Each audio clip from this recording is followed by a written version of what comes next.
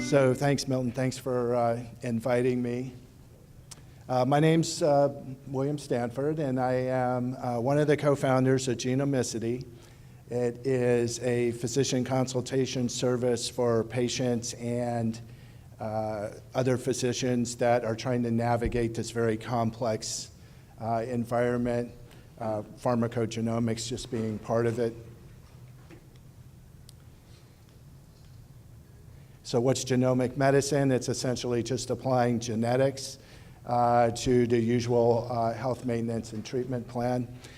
Personalized medicine is a much more holistic kind of approach where you go beyond simple genetics. As Dr. Malt was saying earlier, it can also be called precision medicine. You'll hear it referred to as individualized medicine. And basically, it's taking that genetics and other biochemical, factors and molecules, and also, data that can be obtained from wearables, juxtaposing that against the environment that the patient sees, toxins they've been exposed to. I think Dr. Driscoll yesterday mentioned the effect of the environment on the epigenome. All these things can be known, and I think most of us in this room are something of medical futurists. This is something that is coming in the future. It's definitely not completely ready for prime time at the moment. Pieces of it are, though, pharmacogenomics and treatments of some cancers for sure. So these are the ohms. I think Dr. Driscoll yesterday went over most of that.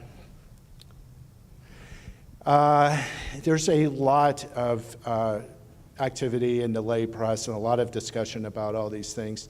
The guy in the middle there is Dr. Michael Snyder. He's the chairman of genetics at Stanford University.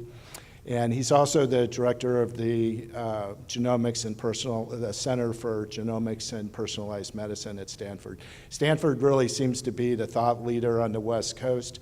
In the Midwest, it's the Mayo Clinic, and East Coast, it's mostly Harvard University. So what is driving all this? There's been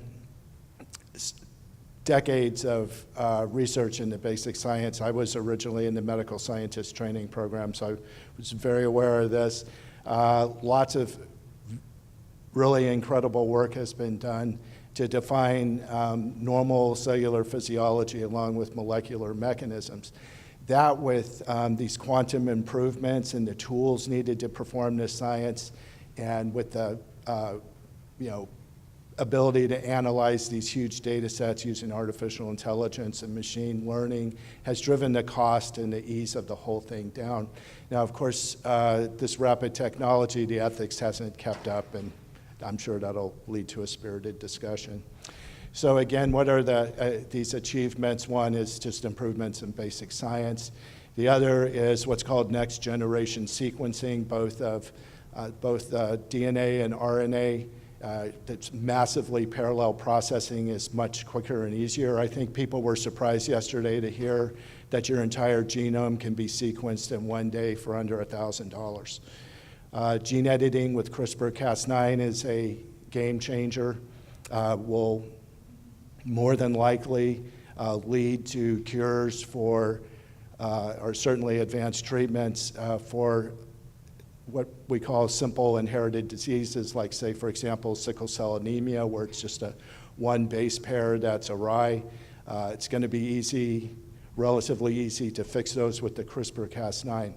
So just a little bit about that. With that technology, Dr. Driscoll had mentioned also yesterday, is the thing that's a game changer is not the ability to do gene editing, but with this CRISPR-Cas9, it's so much easier, so much cheaper, so much faster. Anyone in this room can order a CRISPR-Cas9 cassette off the internet and start doing genetic engineering on your pets. Don't advise that, but people have been found doing that. They found a guy that was doing genetic engineering on himself in the garage. That's how easy it is to use and how easy the technology is to obtain. Stem cell technology, just amazing. A couple guys won the Nobel Prize in 2012. They figured out how to take a peripheral progenitor cell and transfect it with some transcription factors, and basically de-differentiate it for all intents and purposes to be an embryonic stem cell.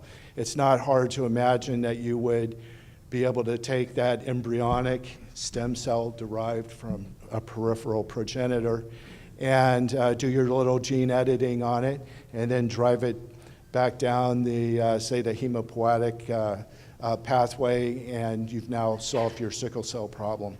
All this is being made possible by the ability to understand the basic science driven by the ability to handle big data sets. Who's going to want this? I think Dr. Malt's talk was good about was excellent about the pharmacogenomics, and just about anyone that takes medications is going to want to be sequenced, because who wants to take a medication that's not going to have any effect? I think he said 40% or 50% of medications have no effect. I've seen the Mayo Clinic quote numbers like 90-something% of people have a polymorphism that would lead one of 30 or 40 medications would be metabolized differently through the cytochrome P450. I was talking to Sean over here, who's giving the next talk about elite athletes at Stanford University. They actually sequence all their Division I athletes, and they look at what alleles of actin or myosin they have, and they try to predict their athletic performance, and say collagen or other connective tissue mutations. They can predict sports injuries, and they wrap all their training around that. Of course, concern for inherited diseases, prenatal testing, concern for environmental exposures. You can look at the epigenome, see how you're doing.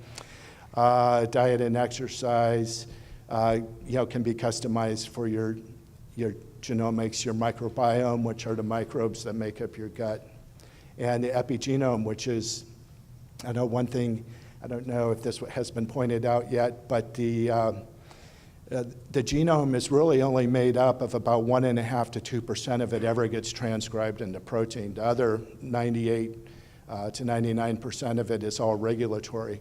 And that's where these changes in the epigenome occur. And it is evolving to become very, very critical. Also sick people, so I mentioned with cancer, it's becoming pretty standard of care to sequence the patient's tumor, compare it to a somatic cell and look at the differences, and you're going to be able to see what mutations and pathways are likely affected, and that's going to drive treatment. And again, patients with simple genetic defects, I think, and Dr. Driscoll had mentioned this also, 10 years from now, sickle cell disease, cystic fibrosis, Huntington's are going to be highly treatable diseases, most likely. Patients with HIV, you can see that you're going to be able to take a T cell, train it to, and they're doing this, train it to not allow HIV in, so modify, do a little mutation in the CD4 receptor, and you can effectively keep HIV from getting into the cell. Stem cell treatments, huge game changer. So not only are you going to be able to do regeneration of tissues, but also probably take the place of certain organ transplants and maybe even joint replacements. Pharmacogenomics, again, you've heard enough about that. And then in mystery illnesses, the physicians in here, you've all had those patients, something's going on, that's kind of been their whole life, but no one has ever really been able to diagnose them. They find that 25 to 50% of them, when you do a genome-wide association study, you're able to determine, especially if you can cluster a couple of those cases together, you can determine what the genetic change is that's causing that. Also with complex chronic diseases, it's not just one gene, it's polygenic. It's usually dozens, scores, hundreds, 100 genes that go into something like dementia or atherosclerosis.